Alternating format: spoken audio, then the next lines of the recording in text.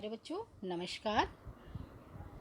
बच्चों, पहले वाली वीडियो में मैंने आपको स्वव्रत लेखन लिखना सिखाया था कि स्वव्रत लेखन को हम रिज्यूम या बायोडाटा भी कहते हैं।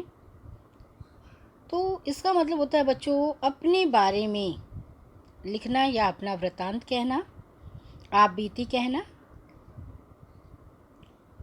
तो इसका अर्थ पिछली वाली वीडियो में समझाते हुए इस वाली वीडियो में मैं आपको स्वव्रत लेखन की रूपरेखा और रचना किस तरह से की जाती है इसके बारे में बताऊंगी, समझाऊंगी आज।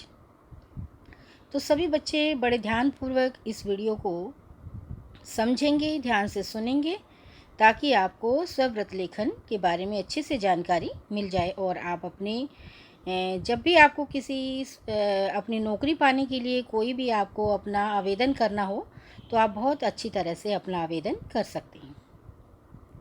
तो बच्चों, आप सभी को पता है कि मनुष्य एक सामाजिक प्राणी है और जीवन में उसे नौकरी पाने के लिए या विवाह आदि के लिए बहुत सारे जीवन के पहलुओं में उसको अपना स्वव्रत लेखन लिखना पड़ता है, बताना पड़ता है। तो आइए हम जानते हैं कि इसको किस तरह से लिखा जाता है।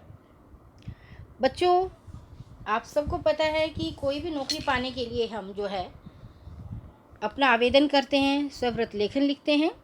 तो इसमें नौकरी के लिए बच्चों हमें शैक्षणिक योग्यता कि हमने शिक्षा में कितने स्तर तक अपनी योग्यता हासिल की है, शिक्षा का हमारा कौन कौन सा स्तर है और हमने कौन से स्थान पर प्राप्त किया है, प्रथम स्थान, द्वितीय स्थान, तृतीय, या सिर्फ हम नॉर्मल पास हुए हैं, बस कितने प्रतिशत अंक हासिल किए हैं, और अपना व्यवहारिक अनुभव की विस्तृत जानकारी दी जाती है। फिर दोबारा से समझा रही हूँ बच्चों मैं आपको। स्वव्रत लेखन में नौकरी के लिए शैक्षणिक योग्यता तथा व्यवहारिक अनुभव की विस्तृत जानकारी दी जाती है। बच्चों, इससे आपके कार्य कौशल और योग्यता का मूल्यांकन होता है। क्या होता है बच्चों इससे कि इस लेखन से, स्वव्रत लेखन से, कि हम कितने अपने कार्य में कौशल हैं, दक्ष हैं और हमारी कितनी योग्यता है, इन सब का मूल्यांकन किया जाता है। बच्चों, नौकरी में जब हम आवेदन करते हैं तो उसमें हमें आवक्ष चित्र अर्थात छाती तक का, वक्ष तक का फोटोग्राफ लगाए जाते हैं। चेहरा आना चाहिए हमारा साफ सुथरा और हमारी छाती तक का फोटो होना चाहिए, ठीक है। और बच्चों, विवाह आदि के लिए शैक्षणिक योग्यता के साथ साथ हम परिवार के सदस्यों के बारे में भी जानकारी देना अति आवश्यक है। जैसे नौकरी के लिए तो हम अपनी सिर्फ शिक्षा की योग्यता बताते हैं, स्तर बताते हैं, किस सन में हमने कौन सी कक्षा पास की, किस में स्नातक किया, किस में स्नातकोत्तर किया, तो उसके बारे में जानकारी देते हैं। लेकिन विवाह में हम अपनी योग्यता के आधार पर, जो हमारी शैक्षणिक योग्यता है, उसके साथ साथ अपने परिवार के सदस्यों, जैसे माताजी कहाँ काम करती हैं, कितनी आयु है, पिताजी कहाँ काम करते हैं, कितनी आयु है, भाई बहन किस स्थान पर काम कर रहे हैं या वो पढ़ रहे हैं, शिक्षा के क्षेत्र में हैं या किसी और क्षेत्र में हैं, उनके बारे में पूरी जानकारी दी जाती है। और बच्चों, विवाह के समय पूरी फ़ोटो लगाई जाती है, जबकि नौकरी के समय जब आप आवेदन करते हैं तो उसमें आपका सिर्फ छाती तक का, चेहरे और छाती तक का ही फ़ोटो होता है और विवाह के लिए पूरी फ़ोटो लगाई जाती है। इन सब के पीछे प्यारे बच्चों मतलब है कि आप कैसे दिखाई देते हैं, कि आप कैसे दिखाई देते हैं, आपके जीवन का क्या उद्देश्य है और आपकी इच्छा शक्ति कहाँ पर खरी उतरती है। बच्चों, फ़ोटो से हमें बहुत सारी चीज़ों की जानकारी, आभास हो जाता है, व्यक्ति का व्यक्तित्व जो है पूरे फ़ोटो से बयां हो जाता है।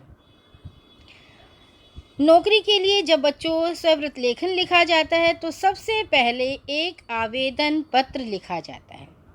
क्या लिखा जाता है बच्चों? आवेदन पत्र। जो भी एडवर्टाइजमेंट होती है, अखबार में आता है कि जिसमें विज्ञापित पद का क्रमांक होता है, किस दिन निकली है, कौन सी उसकी डेट है, कौन सा क्रम है, कौन सी तिथि है और किस पद के लिए आवेदन करना है, इन सब का उल्लेख किया जाता है।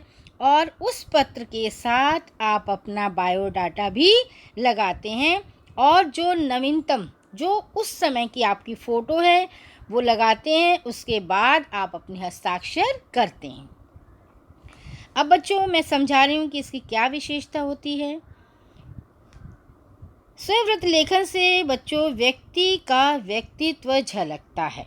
क्या बताया मैंने? स्वव्रत लेखन से व्यक्ति का व्यक्तित्व झलकता है।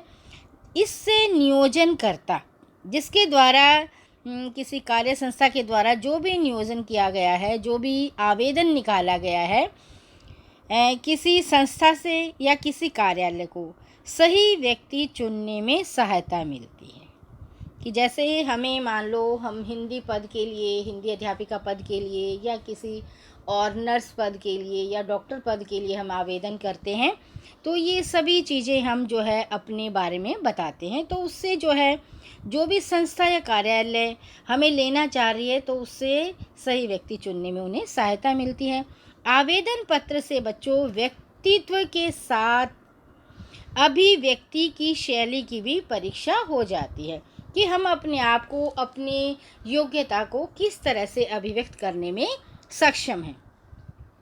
तो बच्चों आपको पता है कि सरकारी कार्यालयों में या अर्ध सरकारी कार्यालयों में सभी में आपको पता है कि कामकाज के लिए जो है पत्रों का आदान प्रदान होता है।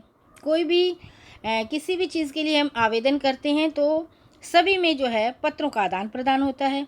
और मौखिक पत्रों की अपेक्षा बच्चों लिखित पत्रों को अधिक महत्व दिया जाता है।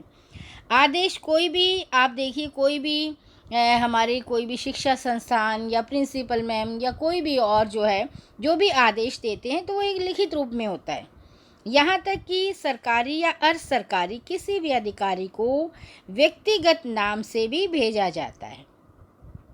किसी सरकारी संस्था को या अर्ध सरकारी संस्था को या किसी अधिकारी को नाम से भी जो है वो पत्र भेजा जा सकता है। बच्चों इन सब के पीछे, अर्थात इन सब का जो है मूल उद्देश्य व्यक्तिगत जानकारी या विचार विमर्श का आदान प्रदान करना होता है। तो बच्चों आपको इसकी किस तरह से हमें लिखना चाहिए और किस तरह से इसको लिखा जाता है, आज इसकी जानकारी दी है। अगली वीडियो में मैं आपको समझाऊंगी कि आप किस तरह से इसे लिखेंगे, उसका एक नमूना, एक प्रारूप। तब तक के लिए इसको आप ध्यानपूर्वक सुनें और समझें।